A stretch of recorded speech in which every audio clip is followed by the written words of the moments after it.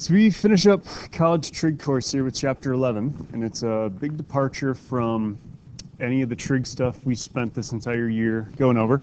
So we're going to look at series and sequences. So everybody's heard the expression, sequence and numbers.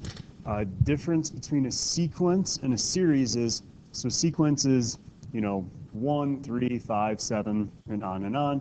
If you do a series, we're going to add them all up. So we have some shortcuts for both of these things. First thing we want to look at is this here. So write down the first three terms of this little equation here. So it's an a sub n. Sometimes you'll see books use t sub n's. They're the exact same things. So we're really going to use the a and the t sub n kind of interchangeably. So if you see me do that, that's what we're doing. Now, a few things here. This is a little subscript, so it's going to tell us the terms. So if I want the first three terms, we don't want a term 0 in this case. We always want to start with a 1. So we would say a sub 1. Okay? And now, these places where you see the n is what's going to happen where you're actually going to go plug in the 1s. Okay, so a sub 1 would be, and then this whole thing is times 1 plus 1 all over 2 to the first. So I'm going to pause it here just to save a little bit of time. Set up a sub 2, a sub 3. See if you guys get the same things I do. So we did all the work here. Just be careful when you're squaring negative 1s and cubing negative 1s that you get the correct signs. And little things like 2 to the third or 8 or whatnot. So this is what I'm looking for, the first three terms. Now you can talk about whether these converge to a number, whether they diverge for a number. This is a neat little pattern here because they're alternating positive, negative, and they're alternating, growing and then kind of getting smaller or whatnot. So you could do the fourth one to figure out what's happening there as well. You can plot them, a lot of interesting things that happen. Okay, so there's one thing we're gonna do. Nice advantage of something in this form, which we call explicit, is if I ask you to find the 50th term, you could really easily do that. Okay, obviously this is going to be a really big number, 51 over 2 to the 51st, but that wouldn't be a problem to do. Okay, you could do the 82nd term or whatnot. Okay, we don't necessarily have to go in this set order. Okay. Quick little review of some probability stuff. We're going to use the idea of the factorials. So that's multiplying every number on down by itself. We use it with permutations, combinations, and the counting problems. So you don't have to sit there and do 7 times 6 times 5, all the way down in the calculator.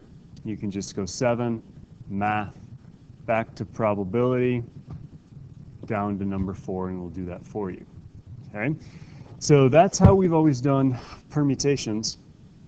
There's also this other little formula here, which is just an n times a n minus 1 factorial. That guy's kind of neat because really all you're doing to get 7 factorial is just taking 6 factorial and then multiplying it by a 7. Okay, so just keep those in mind as we're going through this chapter here. Lastly, 0 factorial's got to be a 1 because it ends up on the bottom of permutation combination equations sometimes, and we know we can't divide by 0.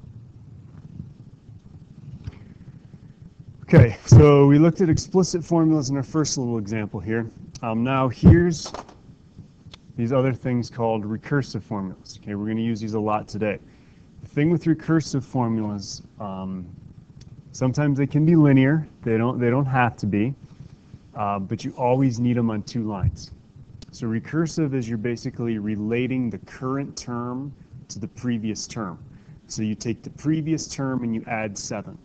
Or you take the previous term and you square it, then you divide by 17. Okay?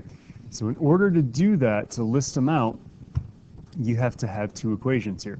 So you want to say t sub 1. Again, some books may use the a sub 1. I'll take either one. I kind of use them interchangeably.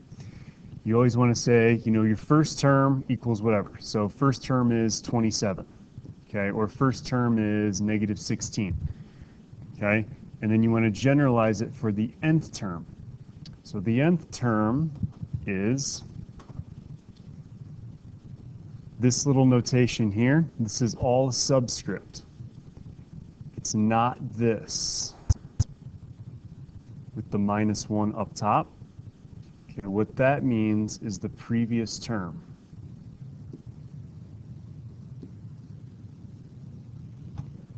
And then you can add on a difference, you can multiply, you can square, you know, you can do whatever you really need to do. Okay? So, for example, if I want to do the sixth term, I need to know what the 6 minus 1, I need to know what the fifth term is. So to get the sixth term, you take the fifth term and you add 12. To get the 13th term, well, you're going to take the 12th term and you're going to minus 7, okay, or whatever it would be. Some advantages of it, it's really kind of simple to do. So just take the previous term, square it. Take the previous term, square root it. Okay, some disadvantages, it's hard to find far out terms. So if I ask you to find the 67th term, you need the 66th term, and if you don't know what that is, you need the 65th to find it, and you know, basically you don't want to be sitting there and just counting all the way up to 67. Okay, you want to have something you can just plug a 67 right into. So they're going to give you some different formulas in recursive or in explicit here and ask you to define, you know, the first couple terms of it.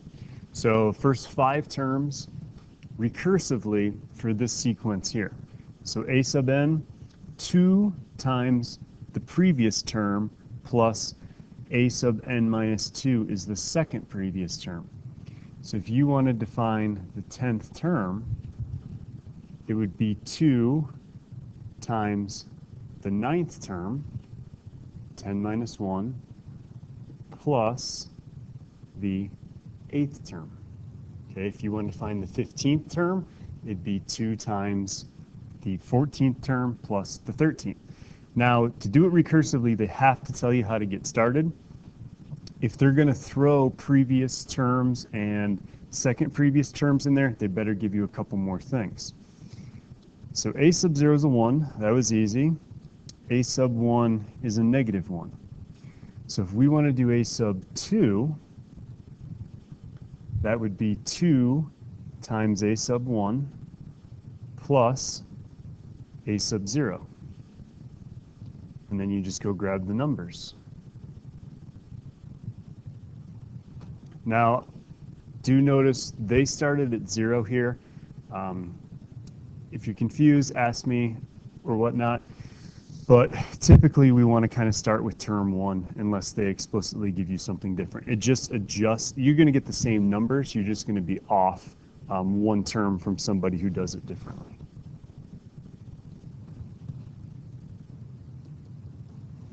Okay, so if we want to find a sub 3 then, it would just be 2 times a sub 2 plus a sub 1. A sub 2 we just found to be a negative 1 again, plus a sub 1 is here.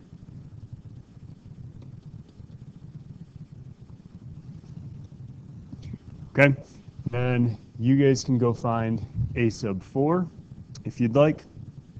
Be 2 times a sub 3 plus an a sub 2. So you would want to give me the first 5 values of that sequence. Notice if we did start at a 0, we don't need to end at a 5. We need to end at a 4. If you started with a 1, you wouldn't need to end at a 5. Okay.